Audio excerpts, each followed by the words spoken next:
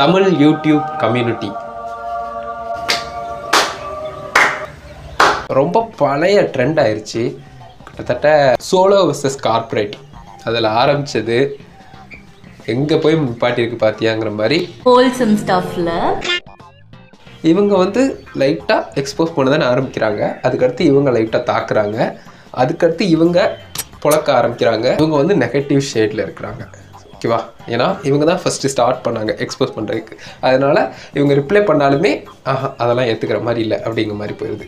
இவங்க இப்போ மறுபடியும் எப்பவும் போல் கண்டென்ட் மேக் பண்ணிட்டு இருக்காங்க. திடீர்னு ஒரு நாள் அவங்க இங்கே வந்து புழக்கப்படுறாங்க. This is a new trend, you know.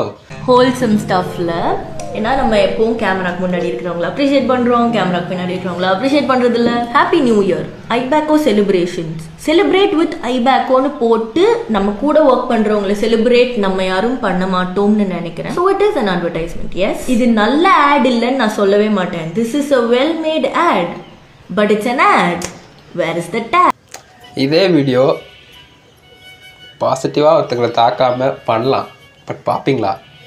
மாட்டிங்கல்ல. ஆடியன்ஸாக இருக்கட்டும், க்ரியேட்டர்ஸாக இருக்கட்டும், நீ பார்க்குற, நான் பண்ணுறேன், நான் பண்ணுறேன், நீ பார்க்குற. சுருக்கமாக சொல்லப்போனால் இது வந்து ஒரு ஃபுட் செயின் மாதிரி ஃபார்ம் ஆயிடுச்சு. ஸோ இனி இது சுற்றிக்கிட்டே தான் இருக்கும். யாராலையும் தடுக்க முடியாதுன்னு நினைக்கிறேன். பட் ஒருத்தங்க நினச்சா முடியும். Remember that, don't being a joker.